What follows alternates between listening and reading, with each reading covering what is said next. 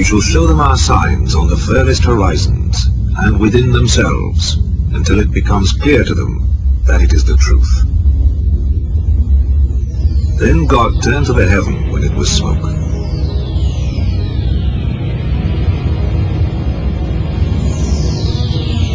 Do not the unbelievers see that the heavens and the earth were joined together? Then we split them apart into many pieces.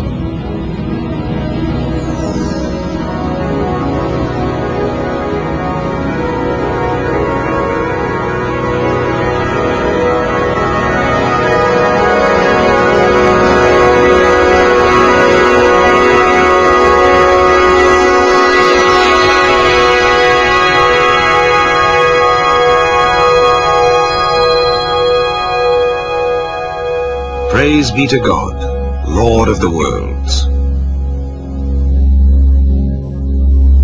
You've just seen a visual interpretation of the Big Bang, a theory of the creation of the universe widely accepted by scientists today. The words you heard were from the Qur'an, the holy book of Islam, recorded over 1,400 years ago.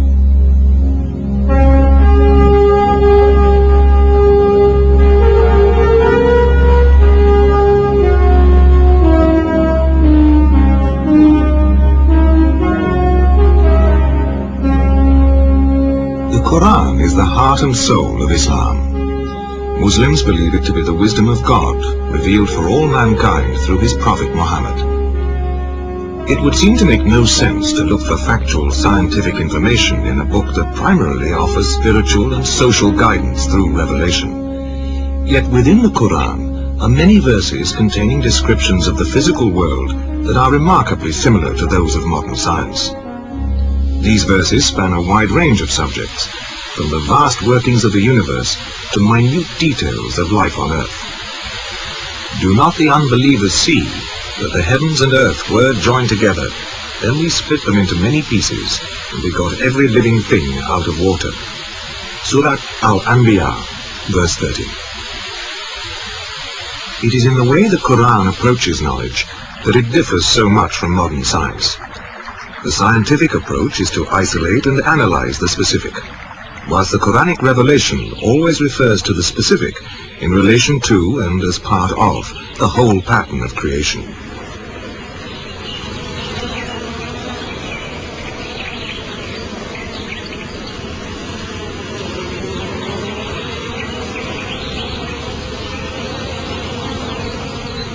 Today, science can explain many of the complex interactions which maintain the cycle of life on our planet. It's well understood how insects, animals and wind carry pollen from the stamens of one plant to the ovules of another.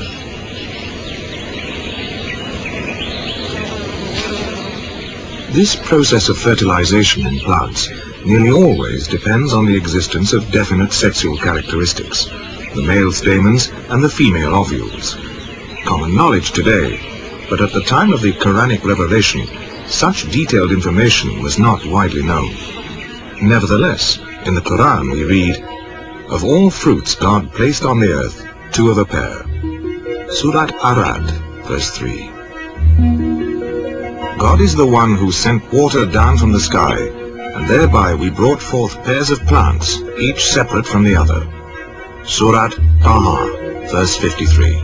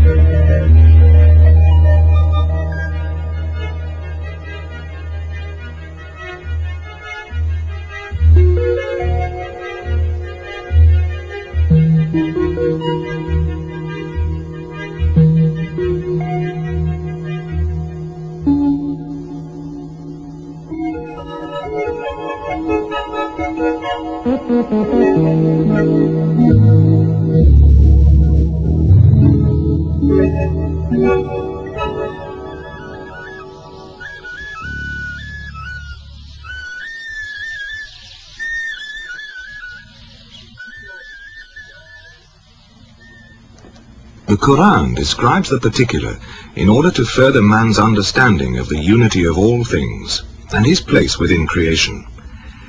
In the light of this, we should perhaps expect to discover that any detailed observation made in the Qur'an should accord with modern scientific facts. It was the discovery of this relationship within his own field that led Dr. Maurice Bucaille to make a scientific study of the Qur'an. As a medical doctor, particularly attracted to natural sciences and physiology, I must confess that in 1972, when I read the Quran in the original text for the first time, these data concerning man were those which impressed me most. And in view of the state of knowledge in Prophet Muhammad's day, it is inconceivable that many of the statements in the Quran which are connected with science could have been the work of any man. This film is based on the research made by Dr. Bucaille and published in 2 books, The Bible, the Qur'an and Science, and What is the Origin of Man? Dr. Bucaille's initial interest developed into a general study of all the scientific references in the Qur'an. He realized that to fully understand these references, he had to develop a grasp of many specialized scientific disciplines. As his study progressed, he found that every description of the material world in the Qur'an correlated with established scientific facts. It is therefore perfectly legitimate not only to regard the Quran as the expression of revelation, but also to award it a very special place on account of the guarantee of authenticity it provides and the presence in it of reflection which, when studied today, appear as a challenge to human explanation. How is it possible for a book recorded in the 7th century to preempt so much of today's hard-earned scientific information? To understand this, we need to look at the nature of the Quranic revelation and examine its authenticity. Mecca, in the Arabian Peninsula, is the center of the Muslim world. Mecca has always been a holy place and was a center of pilgrimage long before the time of the Prophet Muhammad.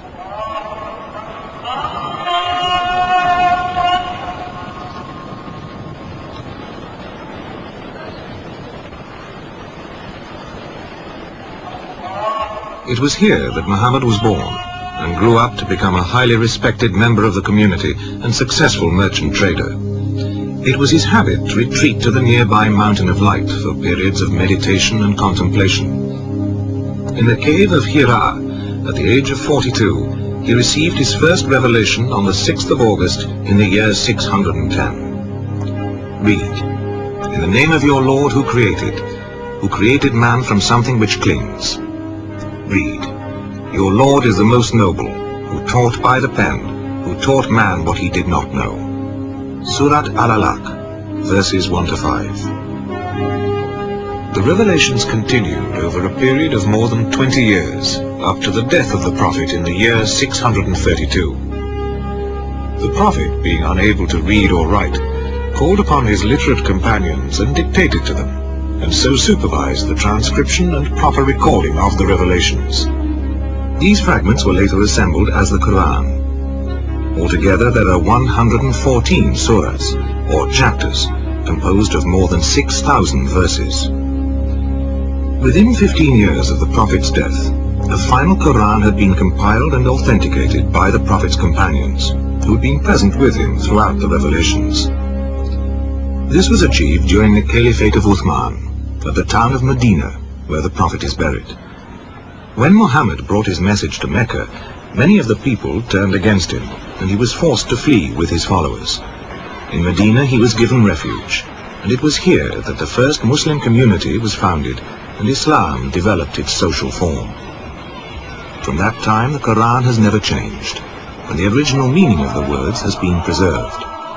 The same Quran, word for word, and in its original language, Arabic, is used today across the Muslim world from Morocco to Malaysia.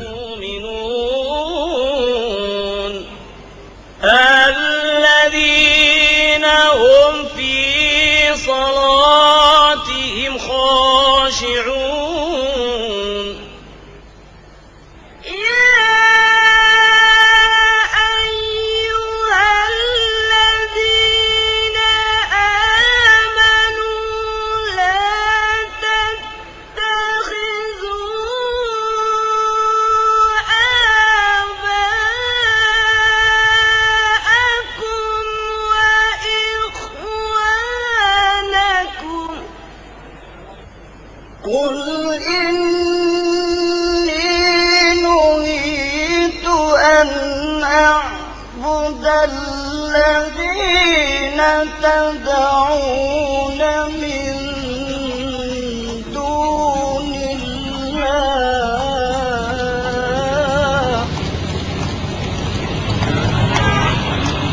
For the Muslim, the Qur'an is the book of wisdom, which guides every aspect of man's existence. Not only the individual's inner spiritual development, but also his outward behavior and the social life of the community. The form which governs all Islamic life is apparent in both the complex urban society of a city like Lahore in Pakistan and in the traditional village community.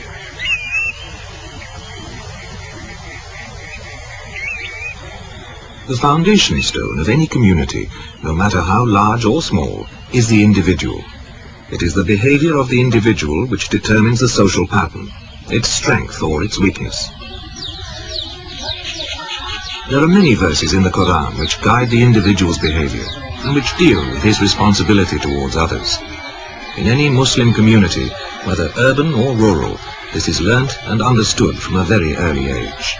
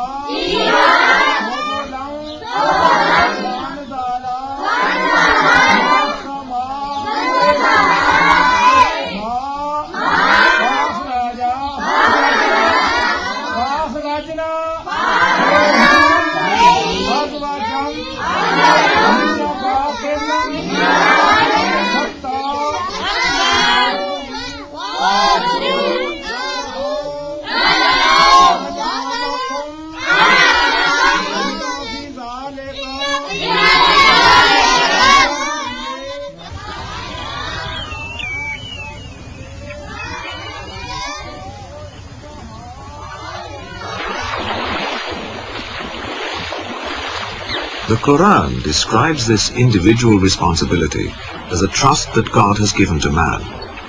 Implicit in this trust is a threefold responsibility: to oneself, to others, and to the natural world. In this way, the individual sees himself as belonging, as a part of the whole, rather than separate.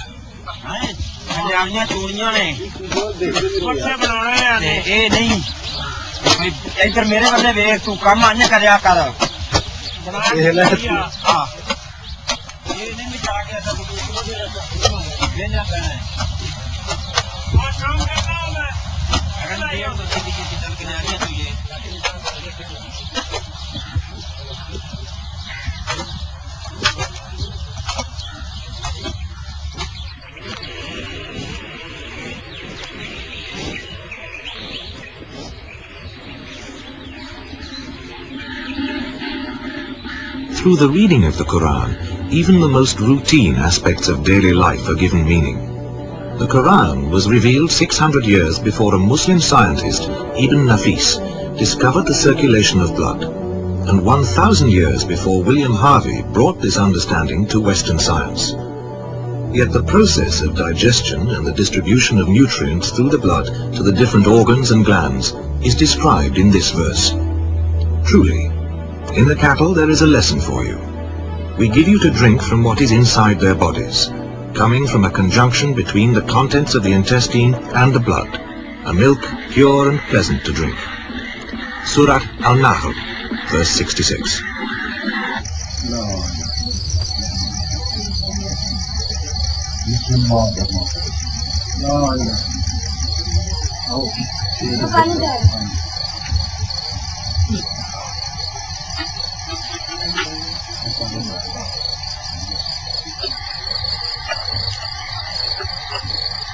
Bismillahirrahmanirrahim.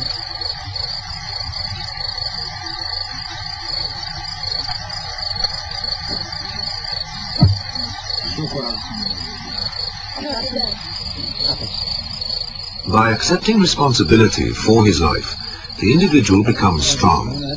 From his sense of identity and belonging grows the strength of the village community, and from this, the strength of the larger community of the world.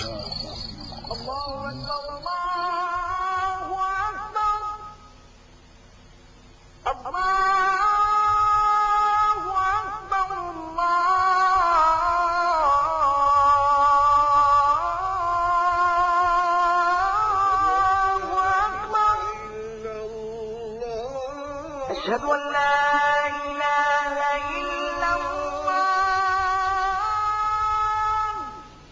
أشهد أن لا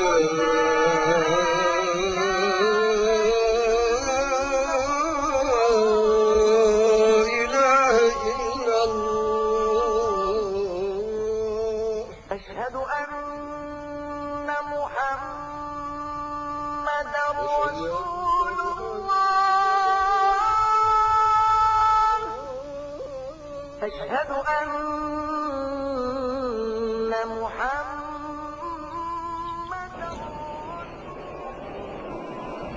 The Qur'an is, of course, far more than a guide to social and moral behavior. The acceptance of revelation essentially means believing in God the Creator. It also means believing in His prophets. For the Qur'an is quite literally regarded as the Word of God. It's well known that a Muslim prays 5 times a day, but less often understood that his prayer shouldn't end as he leaves the mosque, but should be carried with him, colouring the awareness with which he undertakes all his daily activities, no matter how mundane they might appear to be. In this way he attempts to maintain a perspective on his mortality, and to live in the world, but not be of it.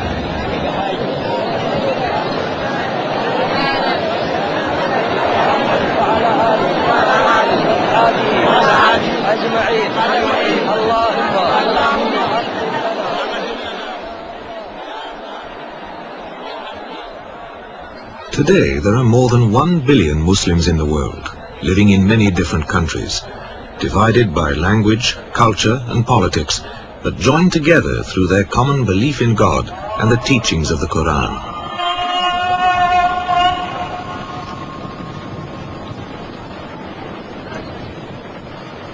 And this in an age when many people, particularly in the West, feel that scientific progress has cast irrefutable doubt on the value of spiritual teachings.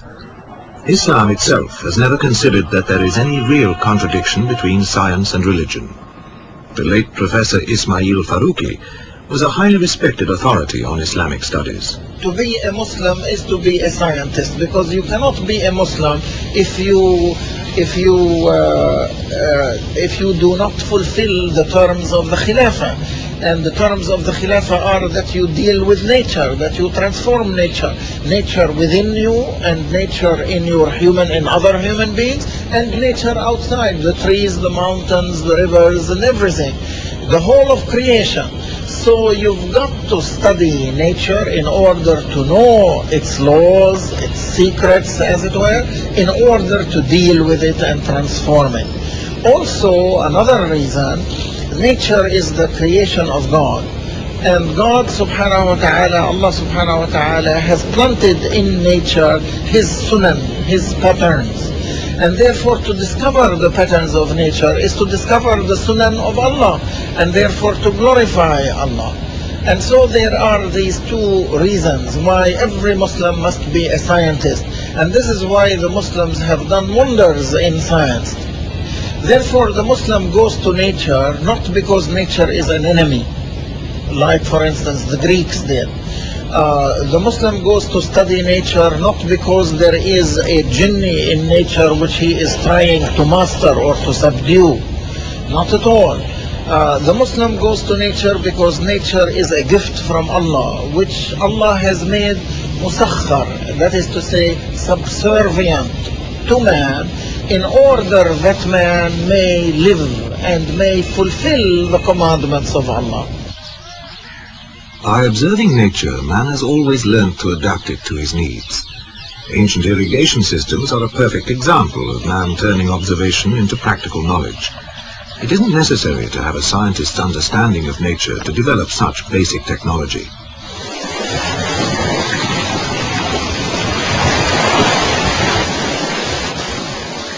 In Europe, it was not until the 16th century that Bernard Palissy presented the first coherent description of the water cycle. He described how water evaporates from the oceans and cools to form clouds.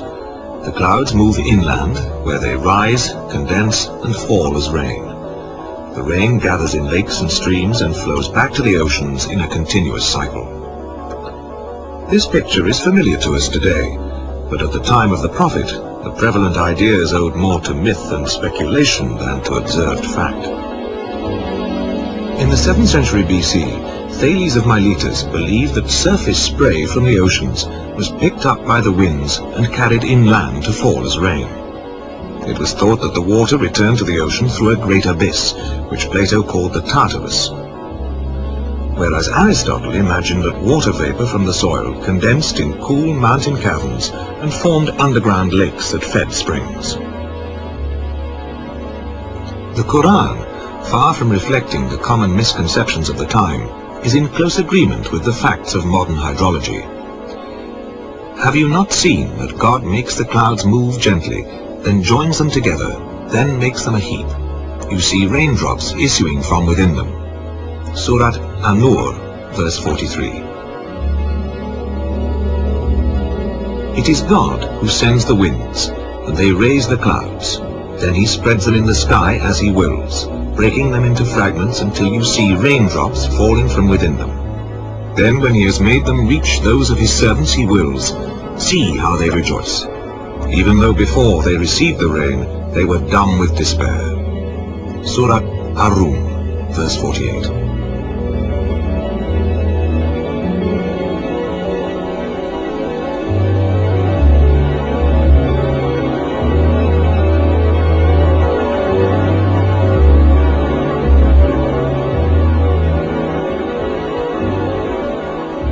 Science is the study of the material world and of the way in which the processes of nature work. Spiritual teachings, as in the Quranic revelation, present an overview. Have you not seen that God sent water down from the sky and led it through sources in the ground? Then he caused sown fields of different colors to grow. Surat Az-Zumar, verse 21.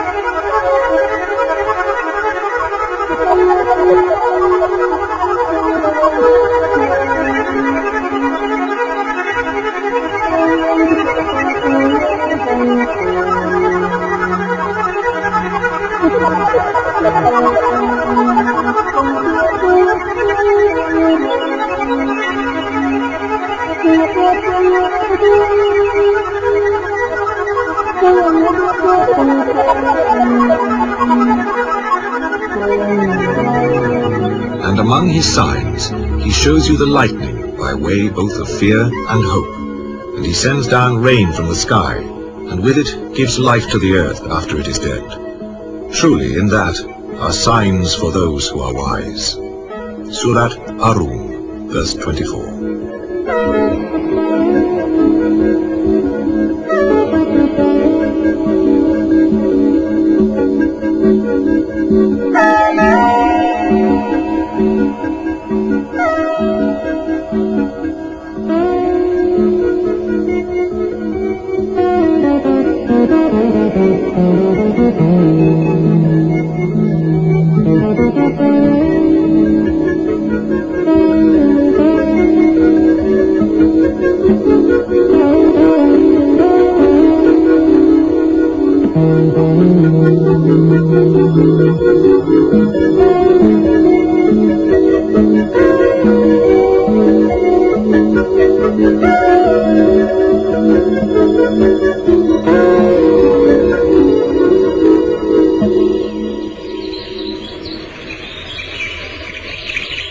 Qur'an asks man to look for signs within himself and on the horizons.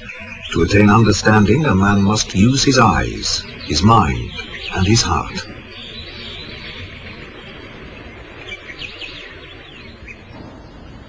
Any path of knowledge demands an act of faith, but not, as it is commonly misunderstood, blind faith. True seekers of knowledge expect their ideas and their faith in those ideas to be continually tested.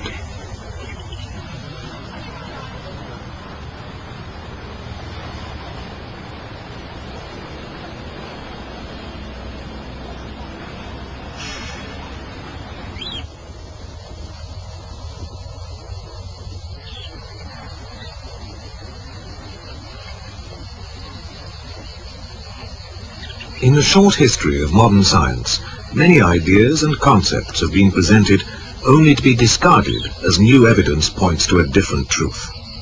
Nevertheless, there are many scientific discoveries that can be said to be undisputed facts. The fact that the sun is a direct source of light, and the moon, having no light of its own, merely a reflective body, is common knowledge today, and accepted without question.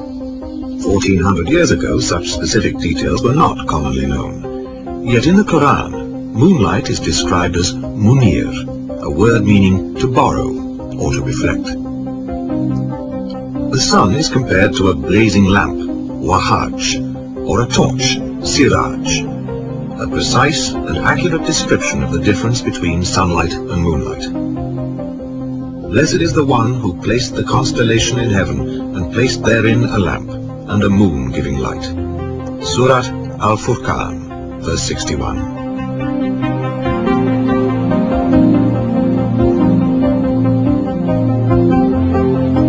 For a long time, European philosophers and scientists believed that the Earth stood still at the center of the universe, and every other planetary body, including the sun, moved around it. In the West, this theory of geocentrism went unchallenged from the time of Ptolemy in the 2nd century BC right through until the 16th century, when Copernicus asserted that it is the Earth which moves around the sun.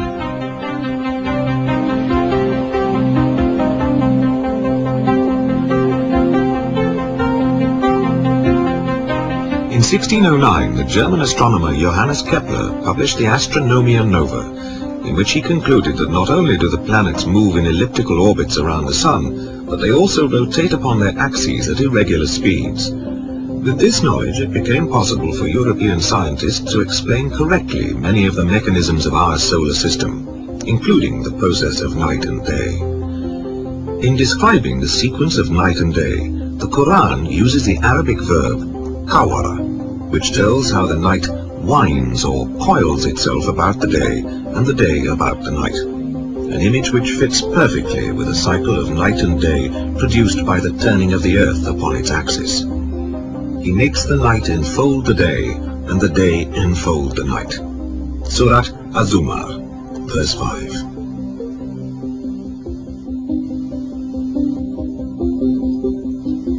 It is he who created the night and day and the sun and moon, all the celestial bodies traveling in an orbit, each with its own motion. Surat Al-Anbiya, verse 33.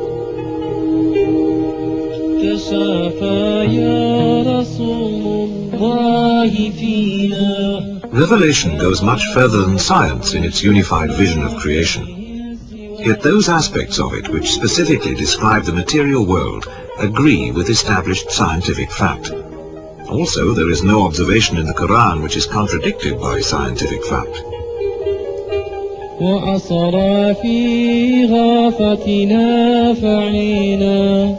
نرى المولى يصارع في ذاك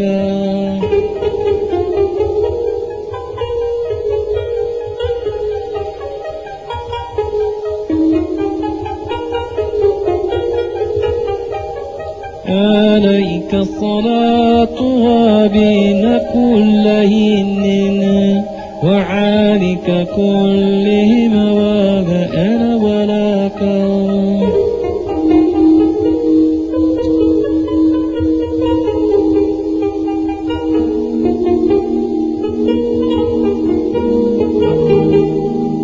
عليك عليك صلاة ربنا كل حين وآلك كلهم وما أنا ولا كان.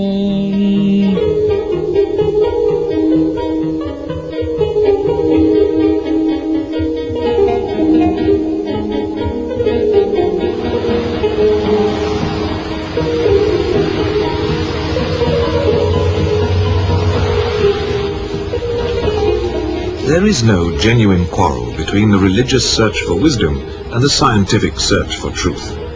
It is dogmatism that creates this illusory schism. Religious dogmatism leads to the denial of much genuine scientific discovery. Scientific dogmatism often arises through an inability to distinguish between fact and theory. Nowhere does this become more apparent than in the controversy surrounding the theory of evolution. For most of us, the concept of evolution conjures up the name Charles Darwin. Now, here's Charles Darwin, and we want to remember him because he's the first person to think of a convincing mechanism to explain how evolution might have occurred. He called this mechanism natural selection, and he described it in his book. Who remembers the name of his book? He wrote a book called The Origin of Species. Right. He sailed in the Pacific to a group of islands called the Galapagos on his ship. Does anyone remember? Yes? HMS Beagle, right. On the Galapagos Islands, Darwin found living proof of an evolutionary process at work. He found, for instance, that there were considerable variations in the beaks of finches, each having evolved to exploit a different ecological niche.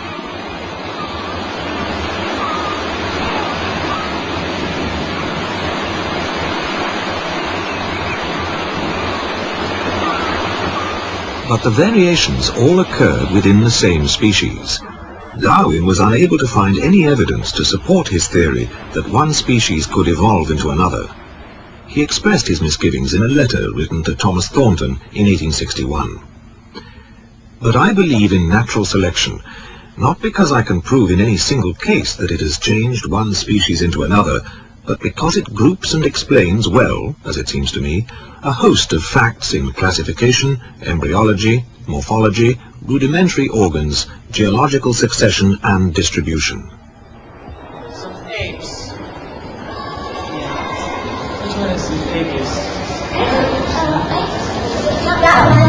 Despite his misgivings, Darwin's work had such a powerful impact that it has colored most scientific research on the subject since. The popular image of evolution, that mankind evolved from apes, has been so widely embraced that it is now taught as being fact rather than theory. More than a century of scientific research has failed to prove this theory.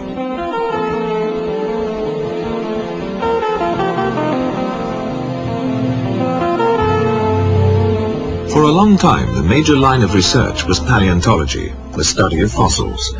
Here, very limited and random evidence has fed an almost unlimited amount of speculation. In 1971, Professor Grasset, who held the chair of evolutionary studies at the Sorbonne University in Paris for 30 years, wrote, "In the history of the primates, we must be careful not to take at face value the reconstructions of our ancestors based on a few scanty vestiges that were put forward in all seriousness by highly imaginative paleontologists. This explains why genealogical trees of man are quickly devised and just as quickly discarded. The most recent works on the subject appear to be fairly mediocre, even though they concern new and interesting discoveries. The researchers engaged in these studies have neither the knowledge or the good sense to interpret the discoveries correctly." The fossil evidence has shown that there have been several stages in the development of mankind, but a link joining any of these hominid forms to another animal lineage has never been found. The famous Piltdown man hoax demonstrates the single-minded approach of paleontologists in seeking this speculative missing link.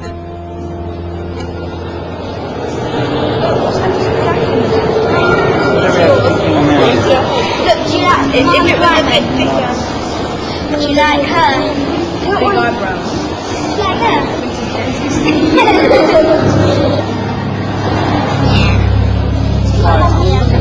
Look at the others. The old oldest near-complete fossil of a hominid form is Lucy, who's thought to be nearly 3.5 million years old. The bone structure shows that Lucy walked upright on two legs like us, and not like an ape. Lucy and her kind, the Australopithecines, died out sometime during the first ice age. He created you in stages. Surat Nur, verse 14. Fossils found in Africa, Asia and Europe show that there was another wave of hominids, closer to our own size than Lucy, and with a brain capacity similar to modern man. This wave, Homo erectus, seems to have disappeared between 500,000 and 150,000 years ago. We created man according to the best organizational plan. Surat Atin, verse 4. The next wave, Neanderthal man, was even closer to us in structure, and probably in appearance. He died out between 100,000 to 40,000 years ago. If God wills, he destroys you, and in your place appoints who he wills as successors, just as he brought you forth from the descendants of other peoples. Surat An'am, verse 133.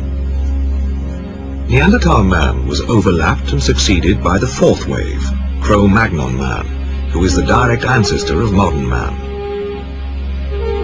No clear link has been found between any of these different stages. In truth, we created them and strengthened all of them, and when we willed, we replaced them completely by people who were of the same kind. Surat Al-Insan, verse 28. Once again, the overview of the Qur'an and the facts discovered by research seem to match. But here the similarity stops. The Qur'an does not agree with the theories and speculations of the paleontologists. The latest support for the theory of evolution of species comes through molecular biology, in particular from the study of chromosomes and the genetic code.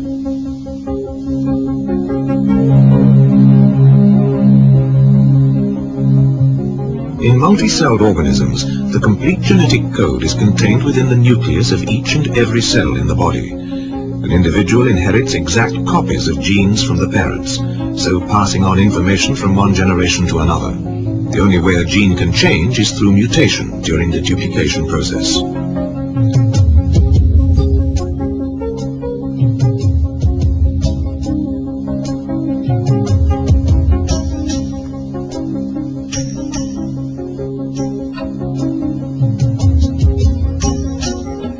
Geneticists have shown how this process of mutation can account for major physical changes within a short time span. But this is far from proving that one species can evolve into another, and it's even further from providing a complete explanation for the myriad life forms on this planet.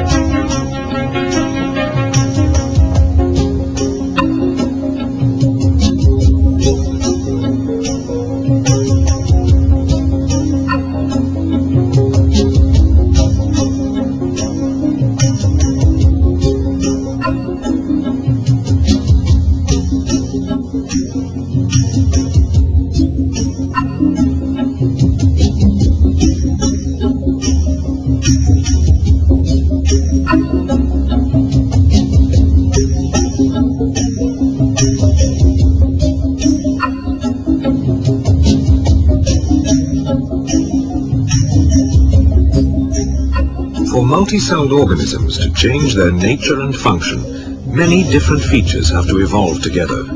This needs fantastically complex genetic coordination. To attribute such coordination to random or chance mutation is a severe stretch of the imagination. Francis Crick, who's dominated the field of genetic research from the very beginning, acknowledges the severe limitations of the molecular approach. In one way, you could say all the genetic and molecular biological work of the last 60 years could be considered as a long interlude. Now that program has been completed, we have come full circle. back to the problems left behind unsolved. How does a wounded organism regenerate to exactly the same structure it had before? How does the egg form the organism? Almost nothing is known of the way genes communicate, cooperate, and organize themselves to develop a complex organism like man. An attempt to explain life solely in terms of random molecular mechanisms is too simplistic. It fails to deal with the fundamental questions behind the process of creation. We created you, and thereupon we fashioned you. Thereupon we told the angels, bow down to Adam. Surat Al-Araf, verse 11.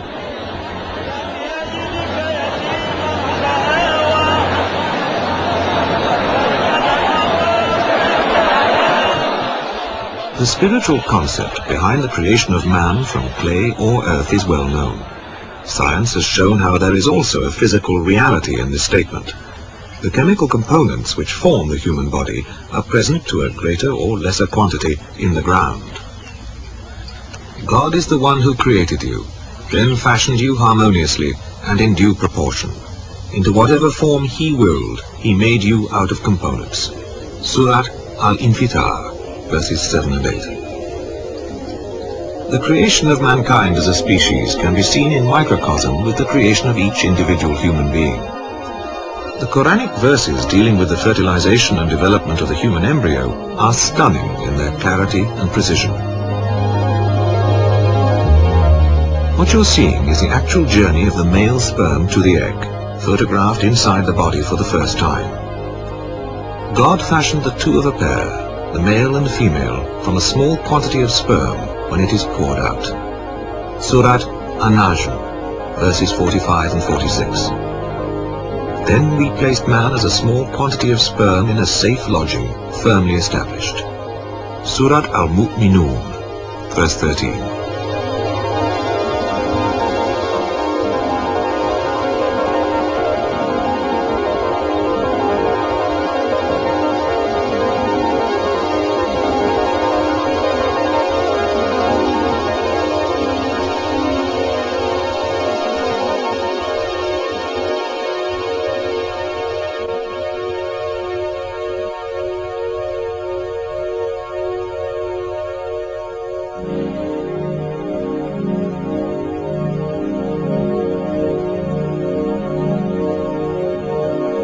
Once fertilized, the egg moves to the womb, where it throws out villocytes, using them to cling to the wall of the uterus and to draw nourishment.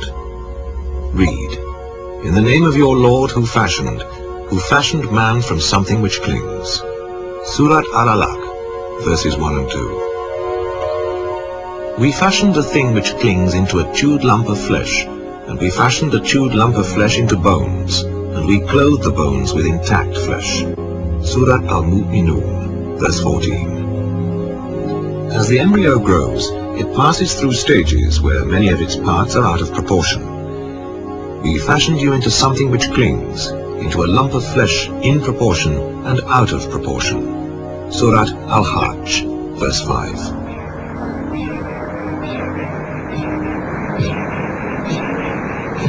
God appointed for you the sense of hearing, sight, and all the internal organs. Surat Al-Sajda, verse 9.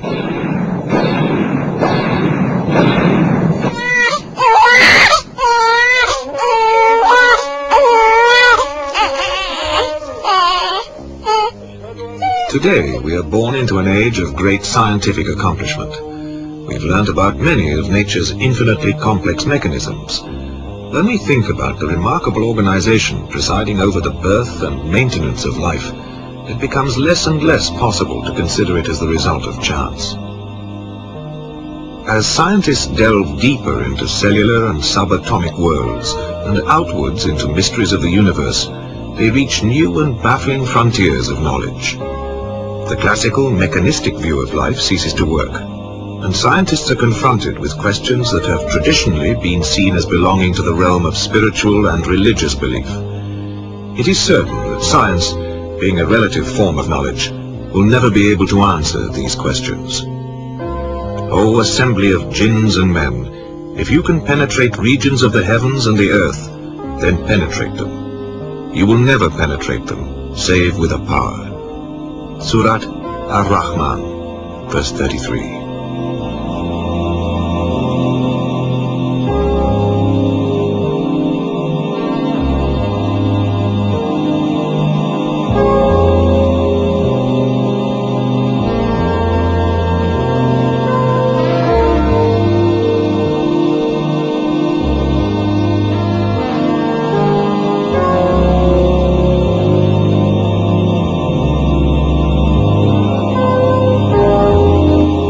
The realization that life can only be truly understood in terms of its interrelatedness and interdependence is the starting point of all religious and spiritual knowledge. The Quranic revelation is the most recent in a long tradition of revealed wisdom. It presents an overview within which all other ways of seeking knowledge, including science, can be guided towards a fuller, more complete understanding. The world is already seeing and suffering from the consequences of the lack of this unified vision.